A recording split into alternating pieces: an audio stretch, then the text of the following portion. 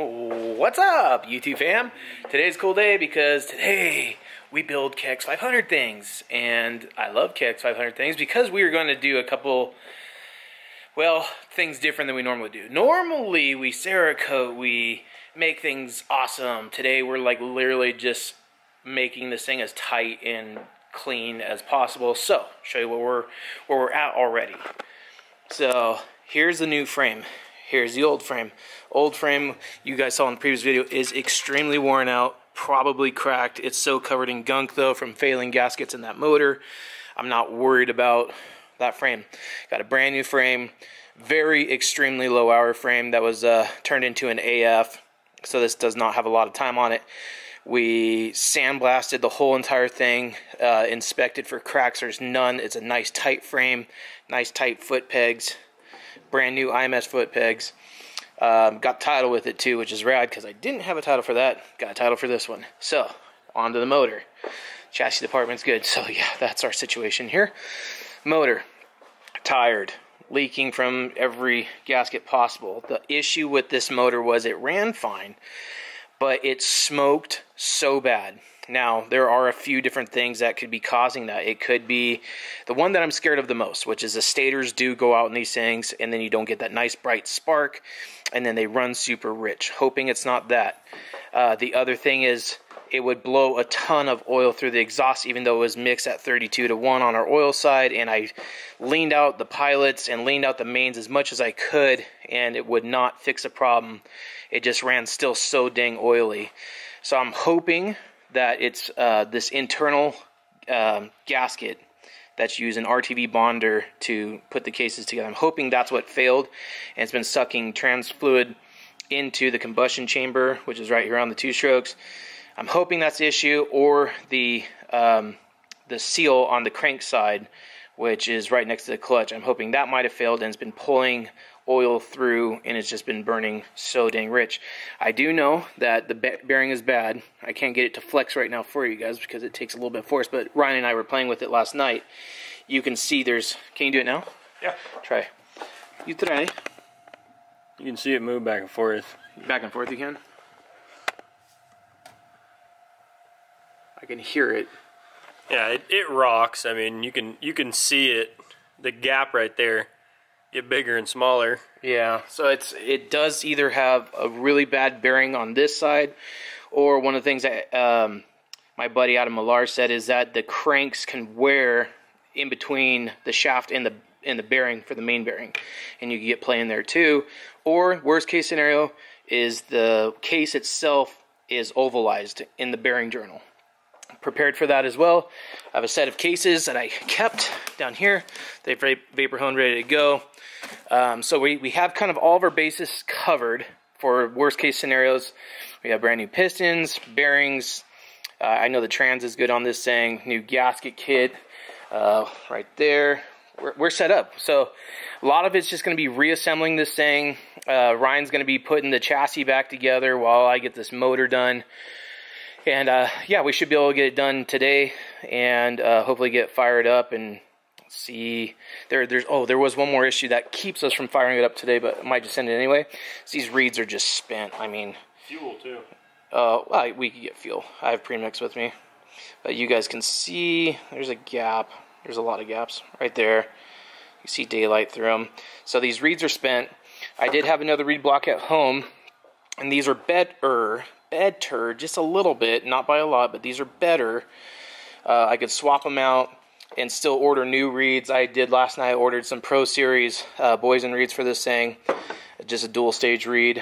So a lot of stuff to do. We're gonna get cracking, put you guys on a little bit of time warp here because I don't need to walk you through all this. We just want to hear this bike run today, right? Yes, sir. Yeah, let's do it. We're ready to go.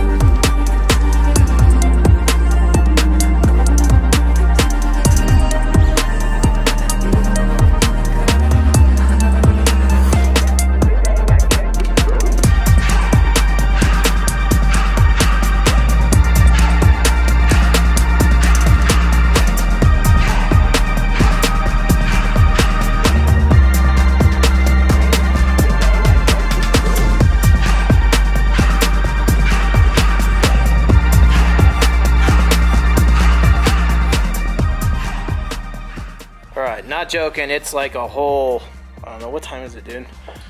4 o'clock. Dang, what time we get here? We met here at 11, at noon? Yeah, so 4 hours just straight grinding, no breaks. So, getting you guys up to speed. Ryan's hooked this thing up with brand new brakes, so obviously Galfer rotors, right? Come on. Brand new, steel braided front line, blue banjos that just are, woo, baby. So front brakes are dialed on this thing. The new frame's in. He's gone through and done all the linkage, which, talk about the linkage, bro. How gnarly was that? You know, it was one of the worst ones I've seen. You know, prehistoric grease, you know how that goes. Yeah, so we got that all re-greased, cleaned out. Now he's hooking up the rear brakes, brand new line. Yeah, that's pretty rad. I wish I had time to vapor hone all the calipers and stuff like that. We just don't. I just need to get this stuff dialed. I think after we race it this next weekend here, I'll take some things apart like the brakes and vapor hone and send the forks and suspension out to HM. You know, that old chestnut. Got the engine all vapor honed, ready to go. I got the bottom and back together, all brand new bearings, seals, crank, all that stuff. It's just glorious. And my situation right here, trust me, I know where everything goes. But yeah, we're just pushing right along here. Give you guys an update, but we're heavy in it, man. It's gonna happen. Hopefully you hear this thing ping over today. I have been grinding and grinding and grinding, and I've got the most of the motor together. And it is almost exactly as perfect as I imagined it to. It's a little bit greasy right now because I've been touching with greasy hands and it gets, yeah, but brake cleaner, we'll get that tightened up for sure. I'm thinking it's going to need a new clutch sooner than later. The aluminum drive plates are a little bit grooved, more than I like. Whatever. The frame came out fantastic. Big ups to Ryan, my coworker. Ryan, you just saw. He headed home to get some things ready for himself. But guys, it is almost that time for the piece of the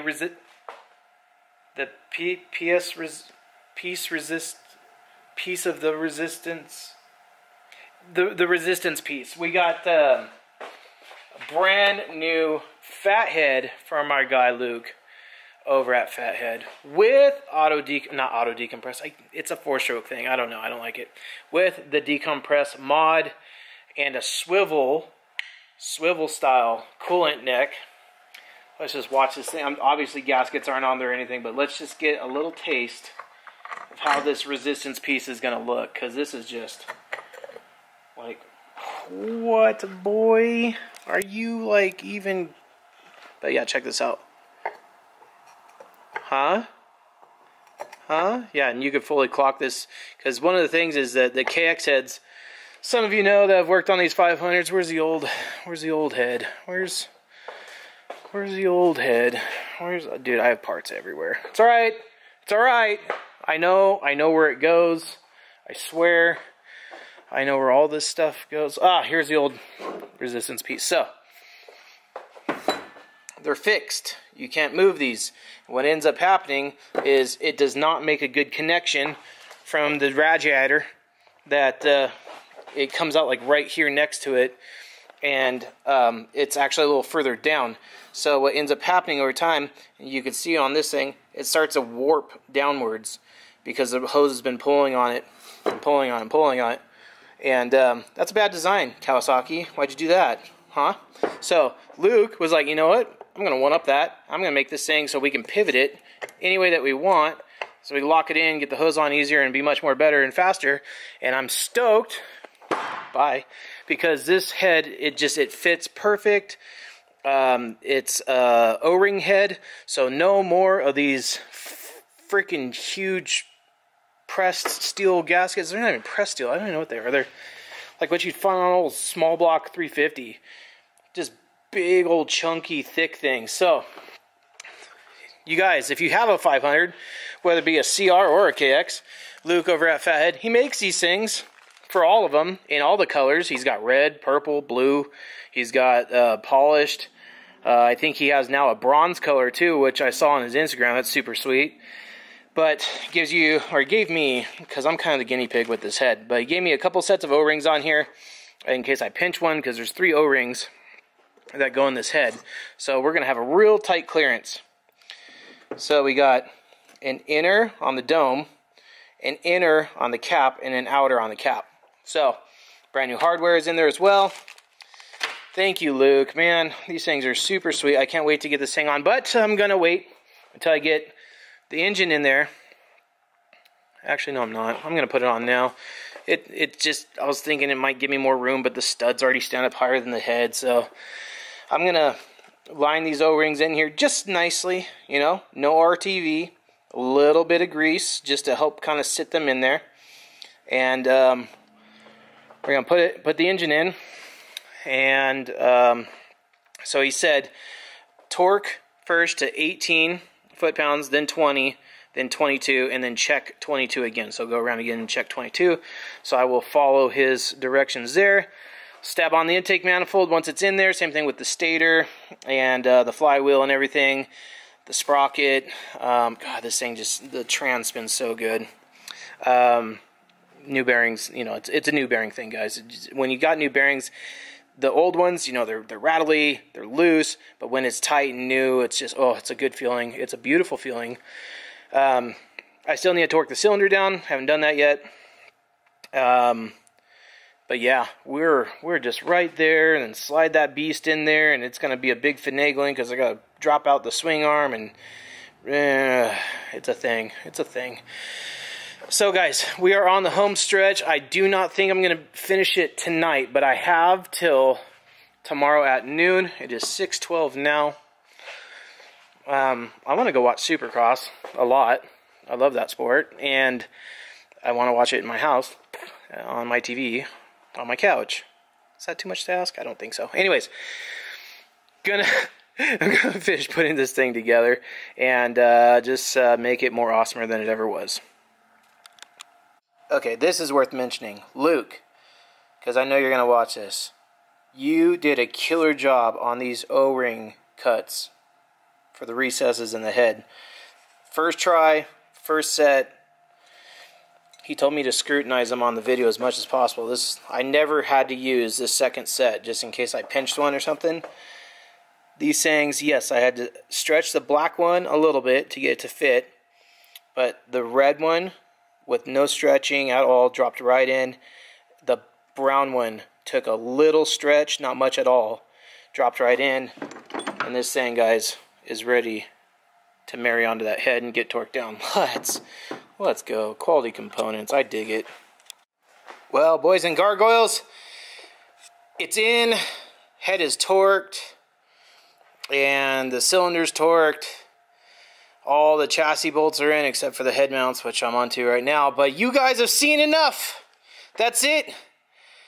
Time to see her all dressed up. Let's go.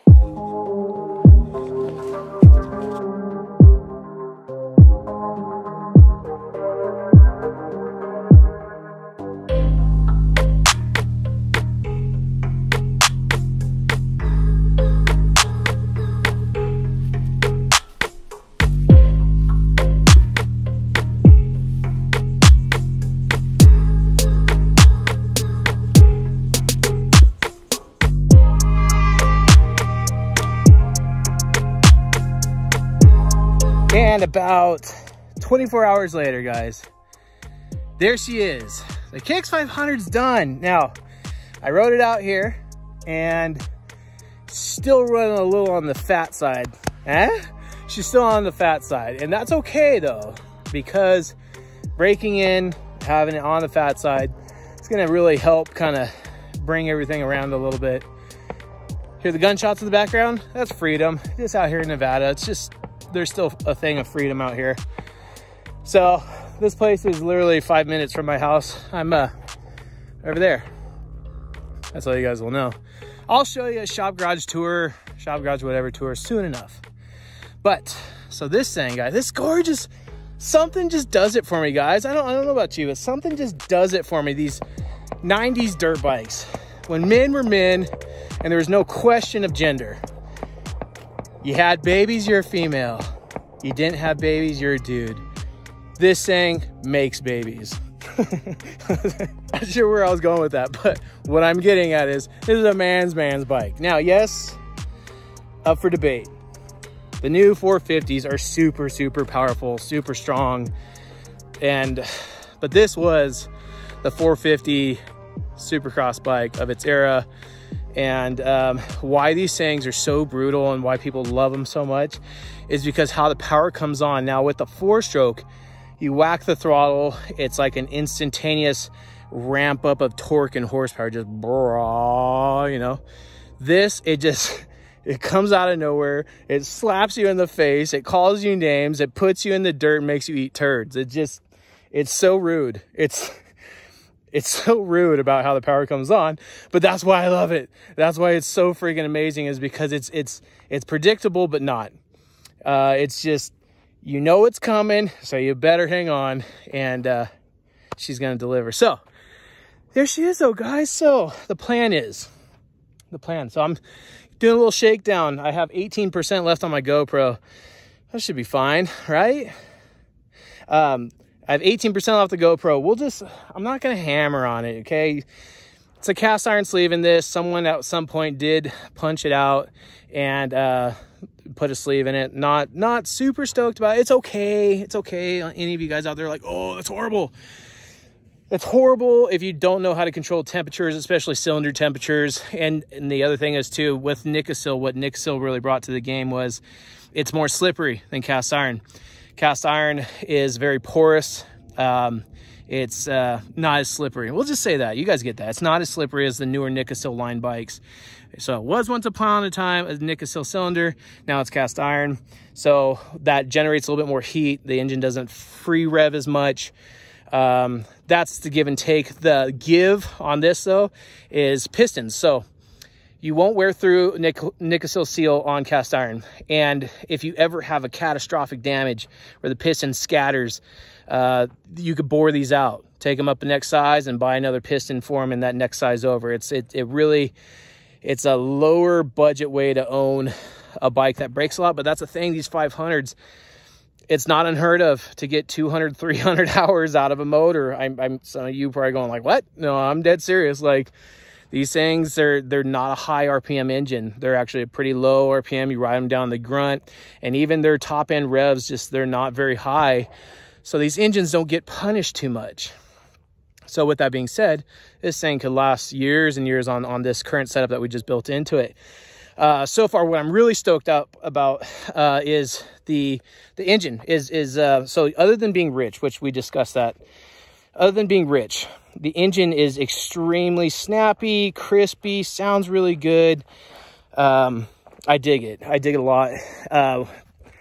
The head that Luke made for this thing at Fathead, that decompress is super legit. It's like, it takes the effort out of kickstarting it. It's just, I'm doing it with tennis shoes on right now. I'm not proud of it because I just was like, oh, I'll go shake it down real quick and then I'll come back and blast berms and stuff like that and let the YouTube fam see that I had to bring you guys out for the first break-in ride. So, yeah, but we'll still go do it to it. I mean, we'll warm it up and let it heat cycle a little bit more, but just send it, you know. It's mixed 32-to-1 to have fun. So, that being said, guys, man, I'm super stoked. That was a goal. I want a KX500 that is turnkey, always runs awesome, suspension's super soft. I've got to get that down to AHM quick. And but yeah, I mean, I'm a big dude too, so it's kind of whatever. Super fun bike though. Oh my goodness, it's fun. Already lost the clutch bolt out of it. One of those things I didn't check the tightness on, so I got like only a 1/4 inch of lever play. So you know, yeah, what do you do?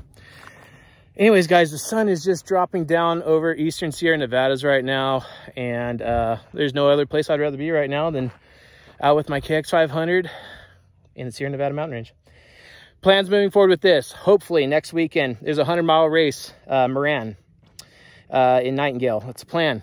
The race is saying 100 miles. I've never raced a 500 in my life, And last time I did it on my 325 was a lot of fun. But this particular desert race has a lot of wide open sand pits. I think this thing would love to just eat all of that. So then after that, we got the Big Bore Addicts race at Sand Mountain, SM22. I would like to bring this thing out. The race was canceled, but everyone's still meeting up and going to have fun on their 500. So we'll see. You just don't know with me. I'm just a dice roll with me, guys. Anyways, hope you enjoyed it, guys. If you haven't done it yet, freaking subscribe. You like dirt bikes? Like, seriously, you've watched this far. If you like dirt bikes, might as well subscribe, because that's all I freaking do. I love dirt bikes. Freaking sick. So definitely thank you, though. Make sure to like the video. Share with your other 500 buddies or two-stroke buddies. We'll see you on the other side of the trail here real soon. I'm going to go play on this thing more. So I'm going to scrap on the GoPro, and you guys will see that. But what a blast. Let's go. Got some fun. Here we go, guys. My nice little nature-made dirt bike stand. She's not light. You know, these things are kind of fat pigs, and I'm okay with it though. So she's warm. Have tennis shoes on. Proof, yeah. So let's pop out that decomp. Left my gas on the whole time, which is good, you know. All right, decomp on. Tennis shoes, check. See? So simple. Let's go play.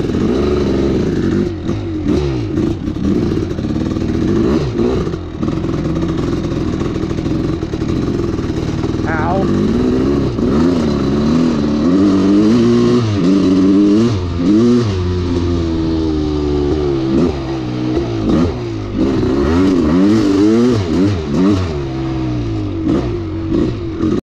So here's a hill climb. Let's just fly up this thing, huh?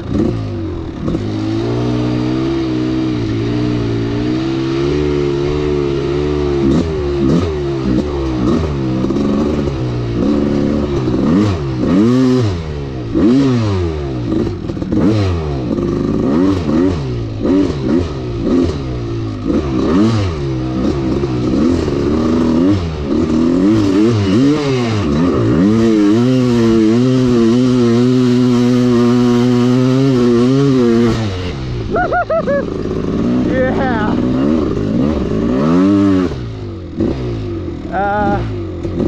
That was insane.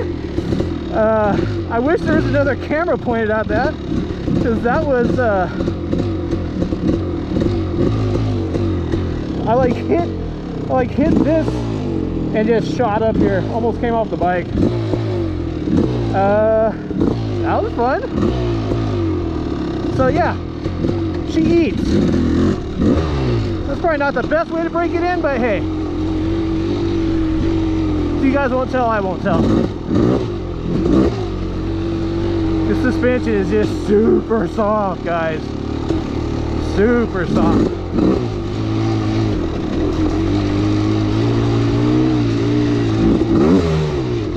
God, these Galfer brakes work so good. If you guys haven't gotten it yet, you don't know what you're missing. I keep like just flipping the throttle because it's like kind of fun when the power just whacks on. It just sucks you off the seat.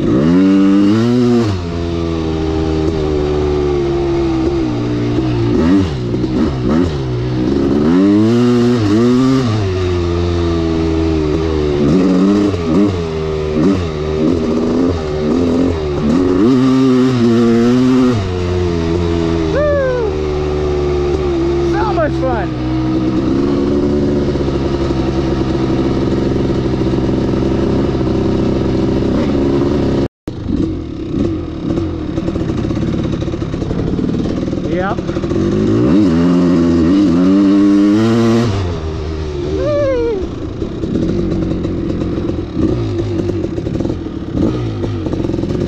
I don't think you guys can tell on camera, like, no you can't. I'll just say it that way. I think this rear wheel is just spinning the entire time.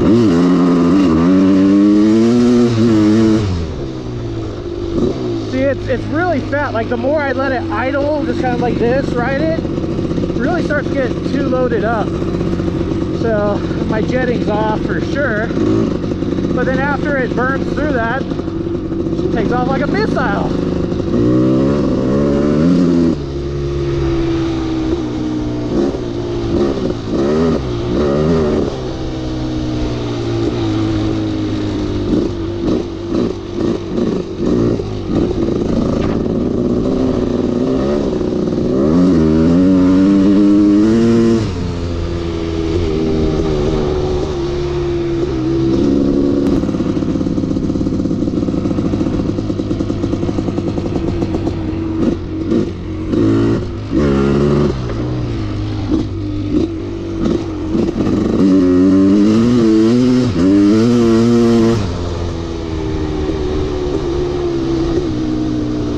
Baby.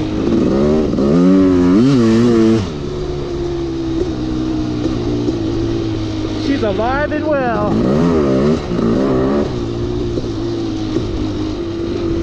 Test out these brakes. Woo. Oh yeah. Gotta remember, just breaking it in. Well, I forgot to film an outro, which is about normal for me, but hey, let's say this real quick about the bike. It needs a lot of jetting work. It could be the reeds still, but I'm kind of leaning towards it being the stator. I don't want it to be, but it could be the stator.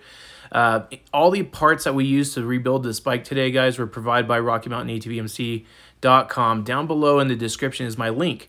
You use that link, and it helps out the channel a bunch to help provide parts for, like this KX500, for instance, and all the other future projects that we have going on. So you're going to be shopping at Rocky Mountain, go ahead and use that link, and it helps us out a ton. I really appreciate you guys. We're going to see you on the next rip. I'm going to keep tweaking on this thing, hopefully have some race footage for next weekend. Let's go.